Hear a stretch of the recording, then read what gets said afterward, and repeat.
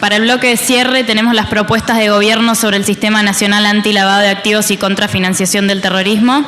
En este panel contamos con la presencia de la diputada Patricia Bullrich, es diputada de la Nación por la Ciudad de Buenos Aires, es doctora en Ciencias Políticas, es presidente de la Comisión de Legislación Penal de la Cámara de Diputados y es diputada reelecta. Tenemos al señor Hugo Miguel, que es especialista en telecomunicaciones, sistemas y seguridad teleinformática. Es profesor de ciberdefensa en el Estado Mayor Conjunto del Ministerio de Defensa. Fue asesor del ministro de Defensa y profesor de la Escuela de Defensa Nacional en el Seminario de Ciberdefensa en el marco de la Maestría de Defensa Nacional. Especialista en guerra electrónica, especialista en comunicaciones satelitales, director de tecnología de TESAM Argentina S.A., oficial de Estado Mayor Especial y es profesor de posgrado de FININT UBA sobre lavado de activos y financiación del terrorismo. Es investigador de la Fundación TAEDA. Está también el doctor Juan Félix Martó, que ya lo presentamos antes, y está el señor Carlos Arbía, que es quien entrevista y coordina este panel. Es periodista especializado en economía, licenciado en economía de la UBA, inició su carrera en el ámbito financiero y en la actualidad es periodista acreditado en el Ministerio de Economía por Infobae. Trabaja como consultor de empresas también. Bueno, muchas gracias a todos y les cedo las palabras de cierre. Hola.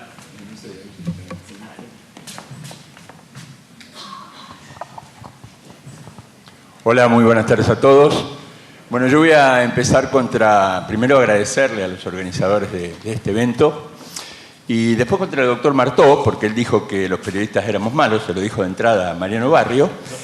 Los peores y los malos, y yo la verdad que soy más malo que el resto de los periodistas, porque además soy economista, y los economistas hoy en la Argentina no estamos muy bien vistos. Así que bueno, vamos a tratar de empezar con las preguntas. Lo que digo es muy importante en cuanto a lo que dijo recién Guillermo Montenegro, y voy a arrancar, ya que la tengo aquí, a la diputada Patricia Bullrich, que en caso que Cambiemos gane las elecciones, seguramente puede ser jefa de bloque de diputados, por lo que ha dicho Mauricio Macri. Recién dijo directamente Guillermo Montenegro que si gana Cambiemos van a crear una agencia contra la criminalidad. O sea, lo acaba de decir. Quería tu opinión. Bueno, muchísimas gracias, Juan Félix, por esta invitación y a todos los que están en el panel.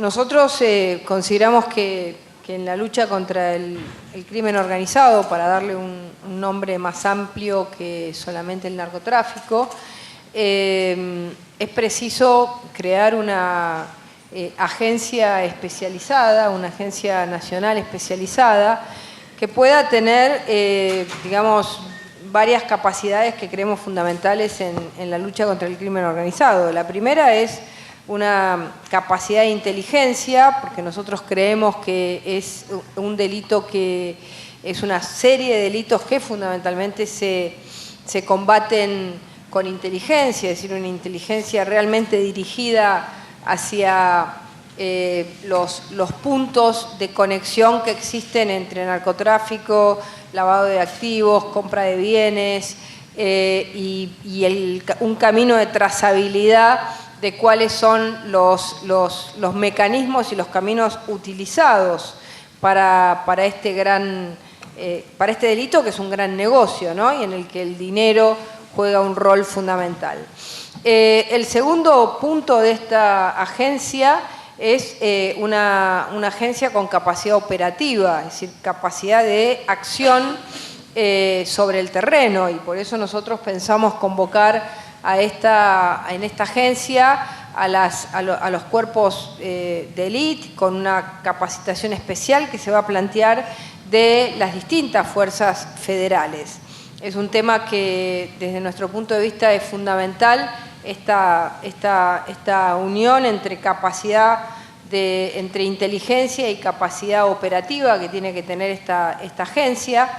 Y el tercer punto es una red de acuerdos, de cooperación, para que se pueda nutrir esta agencia en este camino de trazabilidad, no solamente de la información que existe en nuestro país, sino de la información que existe en la construcción de las redes delictuales, que en general, como recién decían en el panel anterior, no sabe de fronteras y tiene un nivel de capacidad de movimiento y de flexibilidad en sus movimientos muy grande, y que entonces la cooperación de quienes están trabajando, las agencias que trabajan en el mundo en este sentido, es absolutamente fundamental. Nosotros estamos pensando en una ley general de lucha contra el crimen organizado, porque pensamos que en un cuerpo legislativo podríamos trabajar con más seriedad el conjunto de los problemas que tenemos, donde tengamos la creación de la agencia, donde planteemos algunas de las medidas procesales necesarias, donde trabajemos la profundización de algunos de los tipos penales que necesitamos para el combate al crimen organizado, donde mejoremos algunos de los temas que en la Argentina sean, digamos, están en un nivel muy bajo. Por ejemplo, las oficinas de protección de testigos, que hoy directamente los testigos protegidos van a la puerta de la oficina a cobrar el subsidio, con lo cual es algo bastante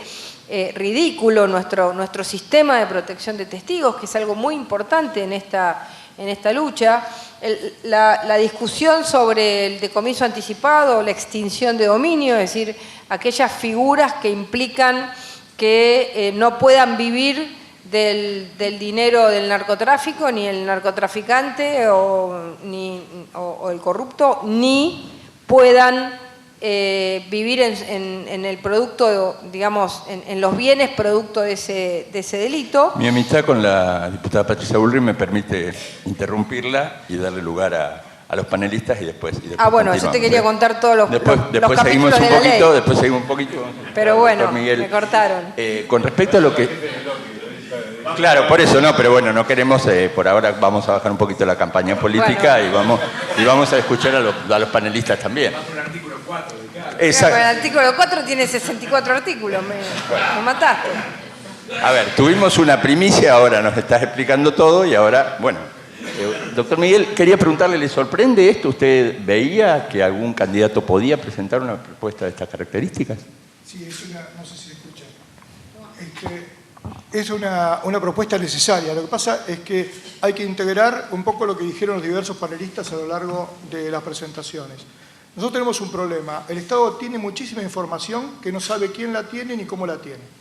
Entonces, lo que hay que hacer acá cuando se habla de que el Estado tiene que bajar la línea y que esto sea una política de Estado, tiene que generar una directiva estratégica nacional donde esto sea un problema a solucionar.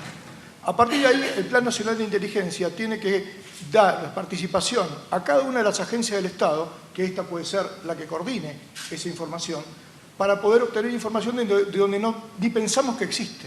Por ejemplo, ¿creen ustedes que nosotros tenemos un control o tenemos la posibilidad, dentro de la información que dispone la Argentina, de saber quién cruza la frontera? Parecería que no, pero sin embargo sí. ¿Por qué? Porque todo tipo que cruza la frontera lleva en el bolsillo un celular. Cuando se registra en la red de celular, yo tengo el IMSI, que es la identificación unívoca del teléfono, y el email, el email, que es la identificación unívoca del teléfono, y el IMSI, que me identifica la tarjeta. O sea que si alguien cruzó de Bolivia a una red argentina, queda registrado en forma automática. Pasa que nadie pide esa información porque nadie sabe que existe. Hay una base de datos que se llama BLR, que es Local Visitor Register, que es el registro local de visitantes en una radio base, que me identifica a todos los que están entrando que no son de los teléfonos que corresponden al operador de esa radio base. Entonces, esa información, ¿quién la tendría que tener? El AFTIC. ¿El AFTIC la pide? No, no la pide. ¿Inteligencia le pide al AFTIC que saque esa base de datos? No. Toda la información referente a lo que se llama infraestructura crítica de comunicaciones la tiene que tener la ONTI. ¿Tiene un mandato presidencial para hacerlo? ¿Lo relevó? No. Porque no está entendido qué es lo que se tiene que relevar. Cuando yo empiezo a buscar la información, nosotros hoy en día tenemos una cantidad de metadata asociada a todo lo que está pasando que no se explota. Por ejemplo, si yo fuera a analizar los GPS registrados en la radiobase de la facultad, podríamos saber quiénes vinieron y quiénes no vinieron a la facultad hoy.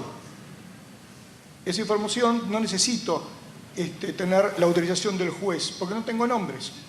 Después esa metadata disponible la puedo cruzar con la información que la lleva a la clasificación de contacto a el objetivo identificado como tal.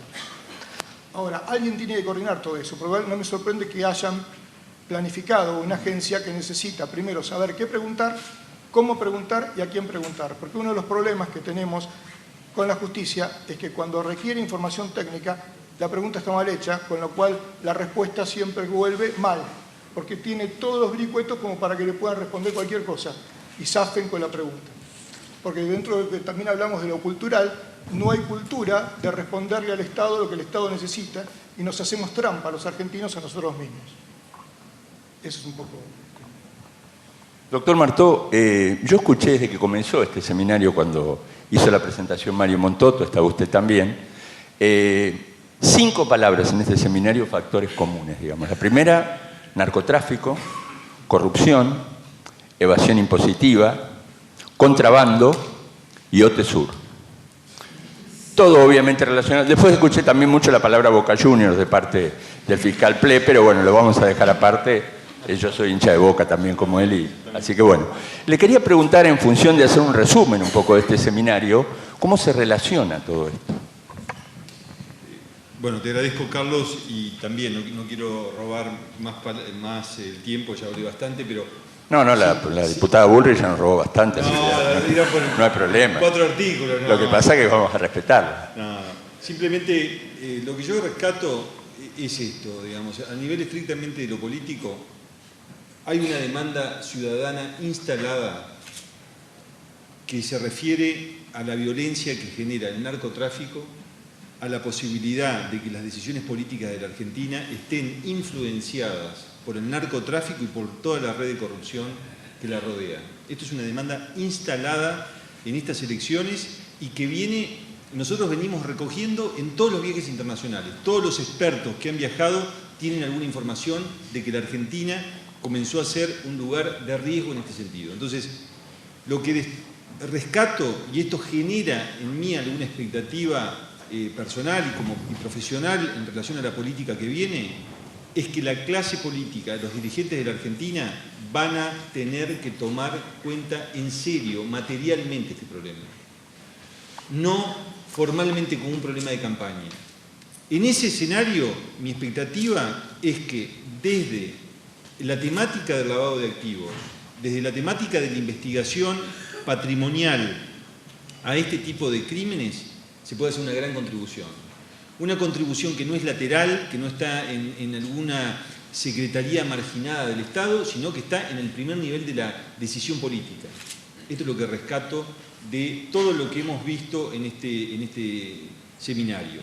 Por lo tanto, toda reforma legislativa, toda reforma institucional, como esta anunciada hoy Oficina contra el Crimen Organizado, yo creo que son muy bienvenidas y sobre todo en el contexto de este clima de cambio necesario que está imponiendo la ciudadanía argentina, que es la definitiva, es la que permite de alguna manera que los políticos puedan hacer práctica lo que dicen en las campañas como idea formal o etérea, digamos. La demanda ciudadana es lo único que nos puede salvar. La demanda ciudadana que eventualmente no quiere más policías, políticos y jueces y fiscales mirando para otro lado. El doctor Martó me dio la posibilidad, me dio el pie en realidad. Pues yo cuando escuchaba el primer panel hoy, yo veo que algunos están muy cansados porque están desde muy temprano. Cerrar un seminario es lo más difícil que hay, porque uno están muy cansados. Primero ve gente que se va. Y otros están muy cansados y nosotros también estamos desde las 10 de la mañana. Así que muchísima, la verdad que es un éxito este seminario. Pero me daba pie, Martó, porque hablaba del tema de la policía. Y en el primer panel que se puso el tema de la fuerza de seguridad. Y yo, viendo el PowerPoint, me atreví como economista a anotar algunos números, como hacemos siempre los economistas. Y me anoté los números de policías que hay cada 100.000 habitantes en la República Argentina en algunos lugares. Por ejemplo, Mendoza tiene 495 cada 100.000, Santa Fe tiene 552, la provincia de Córdoba tiene 579, y voy a las dos últimas. Una es la provincia de Buenos Aires, que tiene 281, y acá viene la sorpresa. La provincia de Santa Cruz tiene 1.599 cada 100.000 habitantes. Digo la diferencia importante, no lo quiero relacionar esto con OTESUR porque en realidad contó Bonadío que en realidad la Policía Metropolitana fue la que inició todo el tema de la causa OTESUR. Pero le quería preguntar a los dos, y a usted también, doctor, ¿cómo ven el accionar, digamos, hoy de las fuerzas de seguridad en todo el tema relacionado con el narcotráfico? Patricio.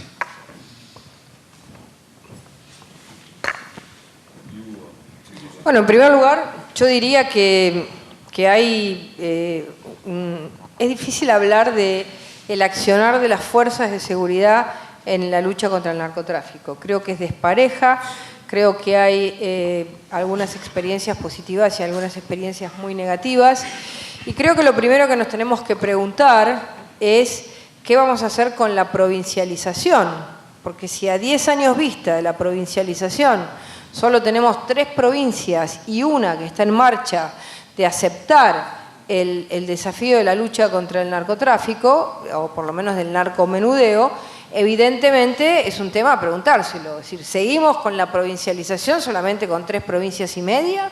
¿O vamos a plantear una estrategia federal donde las fuerzas provinciales pueden apoyar, pero no ser el centro o la columna vertebral de esta lucha, porque tenemos prácticamente todo el país que no ha aceptado esta realidad? Entonces, hoy en día, en esta situación, las provincias que han aceptado la provincialización de la lucha contra el narcotráfico, podemos rescatar como que la que más positivamente ha logrado algún tipo de éxito es la provincia de Córdoba, con una serie de operativos que van al corazón del narcomenudeo, que es ir al que puede ser el nexo con... Bueno, la noción de cartel es una noción un poco antigua, ¿no? A las redes existentes. La provincia de Buenos Aires ha sido muy mala la experiencia, y en Santa Fe hemos visto que la entrada abrupta del narcotráfico, sin que el gobierno de la provincia entendiese lo que estaba pasando, sorprendido frente al fenómeno, tuvo una situación de crisis policial que no se imaginaba y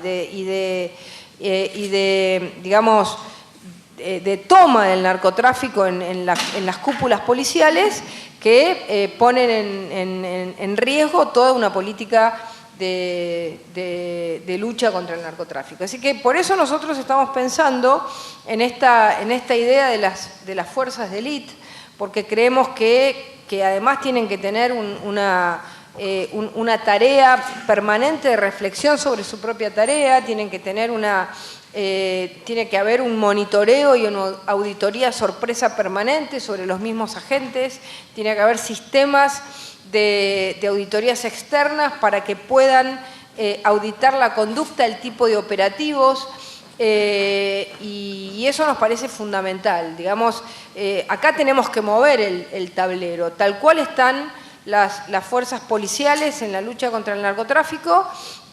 Hoy en día no están generando respuestas. Es decir, hay experiencias internacionales muy interesantes, pero voy a hablar corto antes que me cortes. Hay experiencias interesantes en este doble tema, ¿no? Es decir, las fuerzas duras, las fuerzas policiales duras que entran al terreno, como es el caso brasilero, y luego fuerzas policiales amigables que construyen un tipo de Estado distinto al Estado simbólico que hoy tienen los lugares tomados por el narcotráfico, ¿no? Eso es una tarea policial y sociológica, porque lo que hay que cambiar, porque cuando el Estado en una villa es un Estado, digamos, clientelar, es un Estado que es cómplice, sea la política, sea la policía, sea lo que sea, lo que vos tenés que cambiar es simbólicamente esa lógica del Estado. para poder lograr empezar seriamente a separar o a generarle una idea de esperanza a quienes hoy están involucrados en el narcotráfico, sobre todo los más jóvenes, una idea distinta de esperanza de vida. Entonces, nosotros queremos jugar con esta combinación de la policía dura, que es la que entra, los cuerpos de élite, con una policía, como llaman en Brasil, de pacificación, amigable, vecina, amistosa.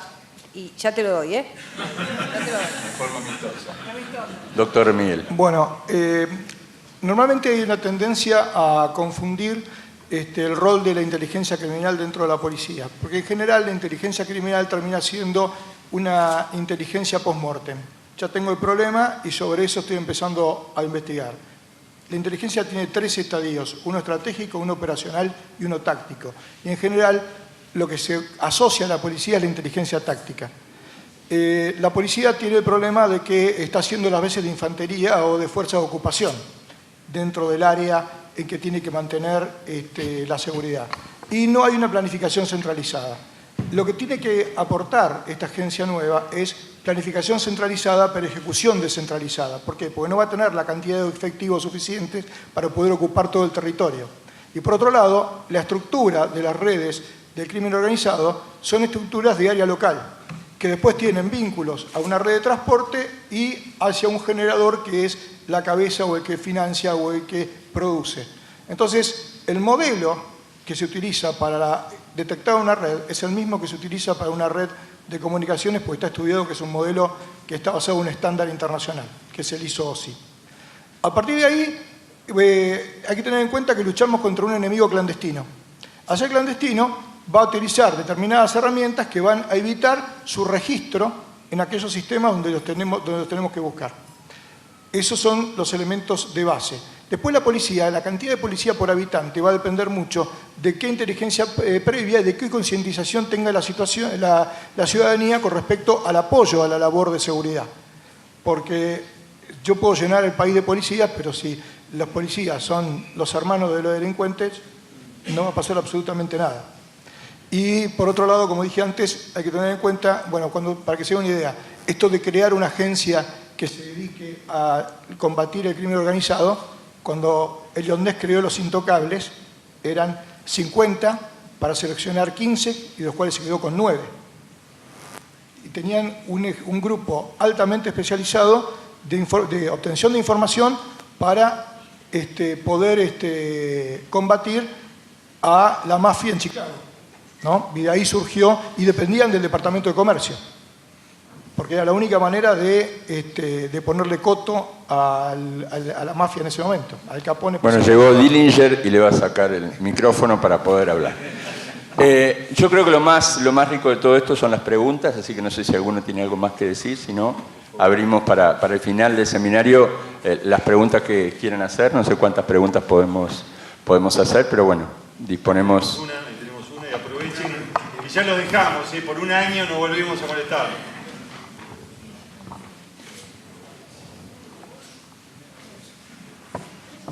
¿Listo? Es una pregunta... Perdón, Ricardo. Ya me cortaste largo hoy, 45 minutos lo único. Yo le doy tiempo, Ricardo. Aproveche. Bueno, sí, no, el tema es a la diputada. Sabía lo que iba a pasar. Sí, no, el problema en Santa Fe no es la policía. La policía fue reformada, mal reformada, le quitaron los institutos, se la desestructuró, se rompió con un principio tradicional que es lo que acaba de decir el doctor, conducción centralizada, ejecución descentralizada. Y a eso se sumó una serie de problemas como es la falta de capacitación y todo un largo proceso en el cual, y a caballo de eso, del 2004 en adelante, se montó pequeñas estructuras dedicadas al narcotráfico, con una gran letalidad, producto de la desesperanza de gente con una total privación de medios y de posibilidades de realización. Hay 150 barrios en Rosario y de esos por lo menos 30 están con serios problemas. Y no es de ahora, es estructural. Con respecto a la agencia, me parece una idea brillante. ¿Pero es un problema la policía o no es un problema? No, ha sido un Porque problema. todo lo que dijiste es que es un problema dramático. No, pero bueno, claro, el problema dramático es la desarticulación de la policía. Pero la policía nueva, la misma, la que quedó, en vez de ser un triángulo, la estructura de base, hoy es un palito.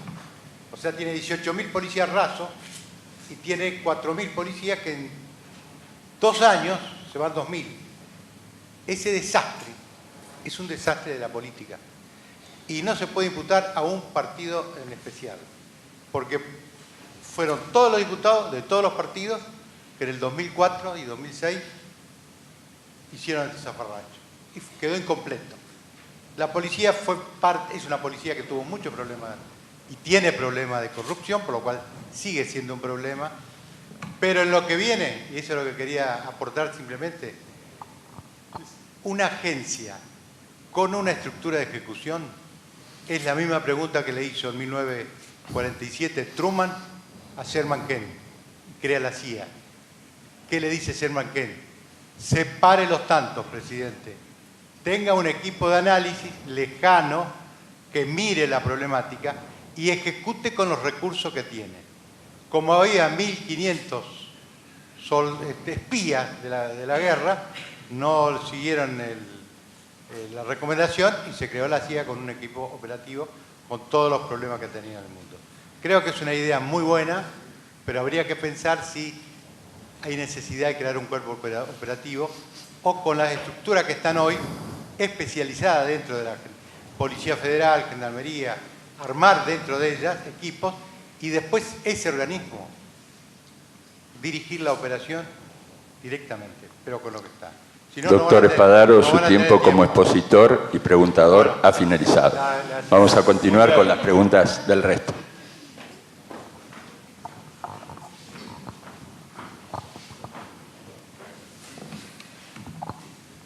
Mi pregunta es general en relación con todo lo que hemos hablado en el día de hoy. Me gustaría, en todo caso, a la diputada, ¿cómo compatibilizar el compromiso político y la convicción política que implica efectivizar el cumplimiento de una política de Estado respecto al lavado? ¿Cómo lo compatibilizamos con recurrentes leyes de blanqueo, supongamos? ¿De qué manera uno parecería que es contradictorio? Mucha gente paga sus impuestos, la mayoría creo que los que estamos acá, y los grandes blanqueadores resultan premiados y en definitiva el que se resulta perjudicado es el ciudadano común. O sea, y no parecería que hay, desde el punto de vista ético, parecería que hay una cuestión incoherente, una incoherencia entre ambos conceptos, ¿no? Sí. Bueno, en primer lugar, en relación a la primera exposición, decirles que, en primer lugar, bueno, la idea es estar en estos seminarios y con este equipo para recoger ideas y poder sumarlas y por supuesto que son todas bienvenidas para lo que se va a plantear y el debate de cómo construir la mejor agencia. La idea nuestra justamente es tomar los cuerpos de las actuales fuerzas federales, ¿no? Pero está bien que podamos intercambiar ideas y pensarlo, porque cuando uno crea instituciones nuevas es muy importante que nazcan bien. Nosotros tenemos la experiencia de la metropolitana, pero bueno, es otro, digamos, y ahora tenemos una experiencia muy compleja que va a ser cómo unir la cultura de la metropolitana con la transferencia de la federal. Entonces, bueno, son todos temas de complejidad que los vamos a poner en discusión para poder lograr que estas instituciones nazcan bien, que es lo más importante, ¿no? Esto por un lado, en relación a la agencia. En relación al tema del blanqueo, bueno, nosotros hemos sistemáticamente votado en contra de estos blanqueos que se han llevado adelante en estos últimos años, porque creemos que hay incompatibilidad por la forma. Ahora tenemos un problema, porque la realidad es que el cepo ha sacado de circulación y de la digamos, del mercado una cantidad de dinero que que si bien siempre la Argentina tuvo mucho dinero fuera del país o dentro del país, el dinero que ha sacado el cepo del sistema bancario es enorme, es muy grande. Entonces, un gran desafío de quienes están en la política y quienes son expertos en el tema del lavado de activos es cómo logramos que vuelva el dinero sin que esto genere ni injusticias ni signifique mecanismos de, digamos, de confusión entre el dinero del ferretero que guardó el dinero en una caja fuerte y del lavador. Digamos, ¿cómo hacemos para distinguir eso? ¿Por qué? Porque la verdad que el cepo hay que pensar que cuando comenzó el cepo había 47.000 millones de dólares de reservas y hoy tenemos 24.000. Entonces, 26.000, me dice el economista, siempre yo bajo un poquito porque soy política, el economista me lo sube. Pero, entonces, esta realidad es una realidad que tenemos que pensarla. A ver, además, la verdad es que ha sido mucho el costo de las políticas de lavado, de blanqueo sin ningún rédito. Porque ¿cuántas operaciones se hicieron en sedines en la Argentina?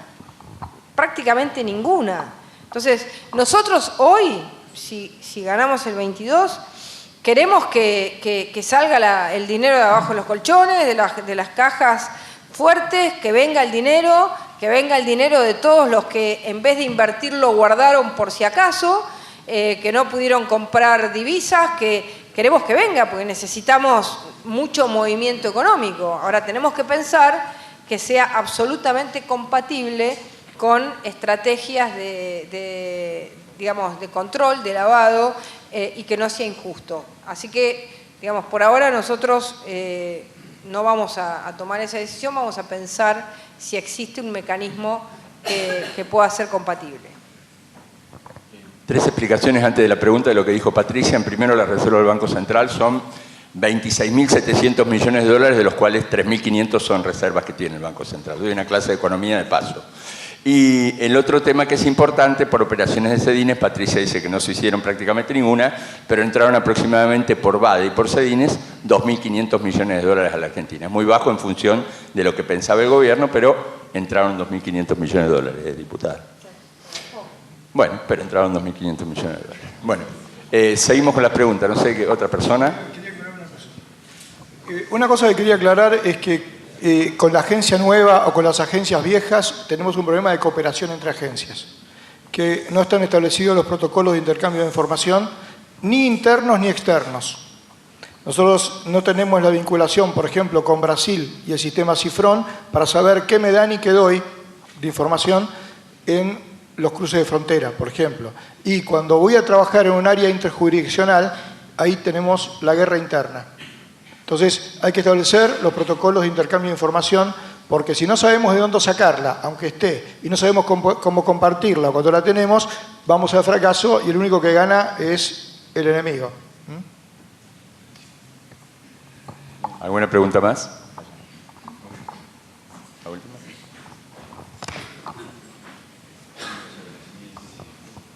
Hola, ¿qué tal? Para la diputada, hace un ratito el doctor Bonadío habló de cómo la corrupción afectaba los problemas diarios de la sociedad y que ésta no reacciona todavía porque no lo toma como una problemática. Esto lo comparó con el accidente de Once. Entonces, mi pregunta es, tomando como antecedente los casos de Brasil y Chile, si en el caso que Macri llegue a ser presidente, ¿qué importancia le daría no solo a 12 años de corrupción por parte del kirchnerismo, sino también los que pudieran surgir dentro del propio seno del gobierno? Bueno, nosotros, si el 22 somos gobierno, lo primero que vamos a plantearnos es que tenemos que lograr que la justicia se sienta libre, que no se sienta presionada, que la justicia que investiga la corrupción en la Argentina, que es la justicia federal, sienta que está en condiciones de dar los pasos procesales y que no va a tener ninguna traba, ni ninguna llamada, ni ninguna presión del gobierno. Lo primero que pensamos es que la investigación real no la lleva el Ejecutivo, la lleva la justicia, que sería un error estratégico que el gobierno actúe pensando o trabajando desde la venganza y no dejando que actúen quienes tienen que actuar, que son los jueces. En primer lugar esto porque nos parece importante remarcarlo. En relación a los casos que puedan existir en el gobierno del que formemos parte, bueno, nosotros lo que pensamos es que hay que actuar de manera muy rápido, que hay que alejar a los funcionarios que están en una situación de, digamos, de duda, si bien creemos siempre en el debido proceso como un principio fundamental de nuestro derecho, creemos que funcionarios que están, digamos, procesados, que están en una situación de duda razonable, no operaciones políticas, razonable, creemos que tienen que ser alejados de ese lugar hasta que la justicia se expida. Lo que nosotros queremos plantear en este sentido es que si bien hay mucha expectativa de parte de la sociedad respecto a qué va a hacer el gobierno con la corrupción, lo que hay que aclarar es que el Poder Ejecutivo no hace, digamos, más que plantear estrategias o políticas o leyes que ayuden a generar un camino que los jueces tienen que resolver. ¿Qué instrumentos vamos a plantear? Primero, vamos a plantear una ley de testaferros. Una ley que aquel que ha sido testaferro pueda denunciar y plantear que compró ese bien para terceros. Vamos a plantear las figuras de los colaboradores eficaces o arrepentidos o aquellas personas que puedan tener un mecanismo de, digamos, en el marco de su propia pena respecto a la información que esas personas puedan dar. Vamos a plantear un mecanismo que todavía estamos estudiando que no nos lo declaren inconstitucional porque no queremos plantear ninguna ley inconstitucional, pero queremos invertir de alguna manera la carga de la prueba respecto al funcionario. Cada funcionario que hace un acto de adquisición de un bien, ¿no? Primero tiene que explicar de dónde saca el dinero. Es decir, va Bullrich y compra un campo de 20.000 hectáreas.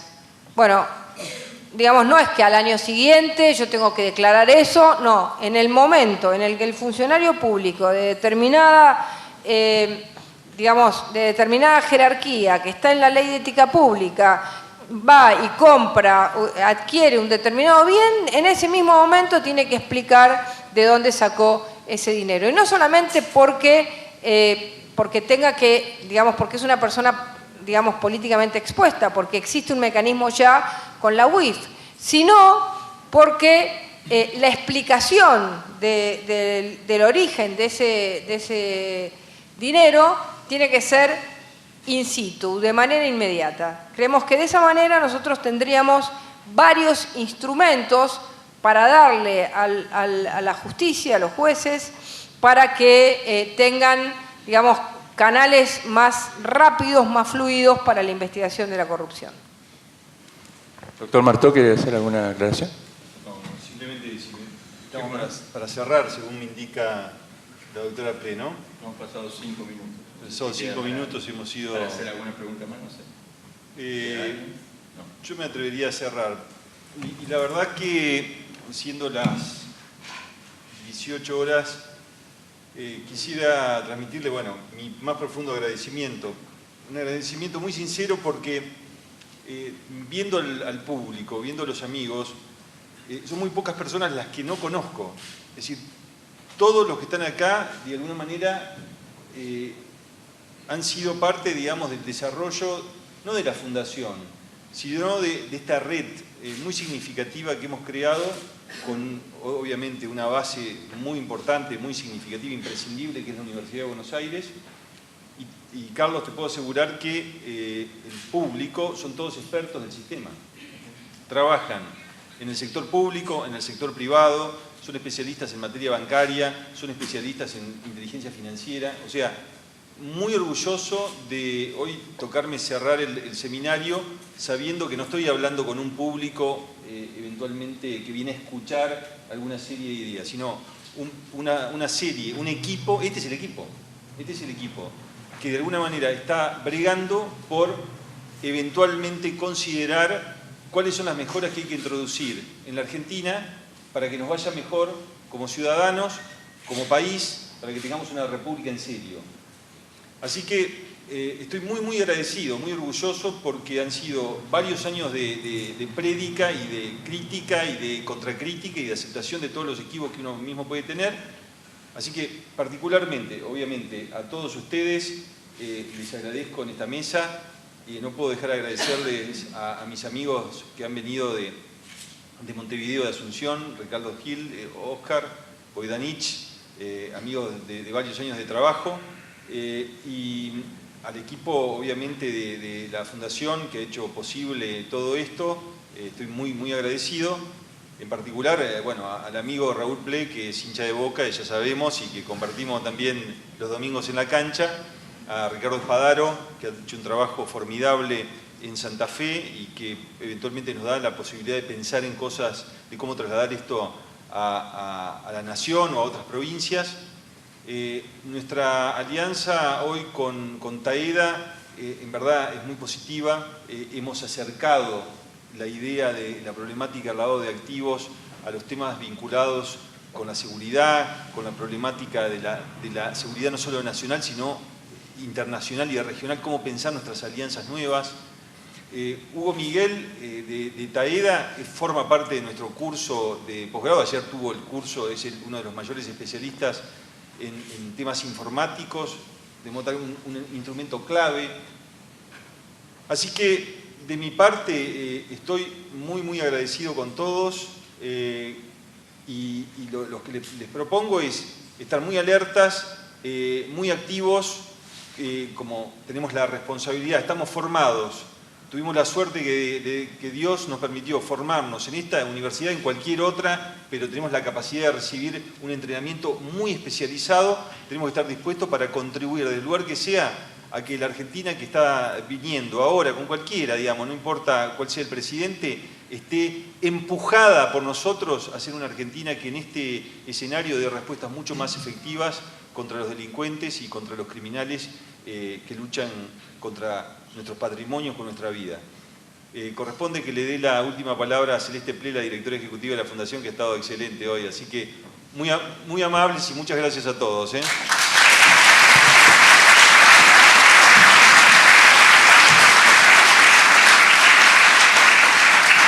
No tengo mucho más que agregar a las palabras de Juan, pero gracias a todos por venir, gracias a todos los que hicieron el evento posible, todos los sponsors, todos los amigos, todos los periodistas.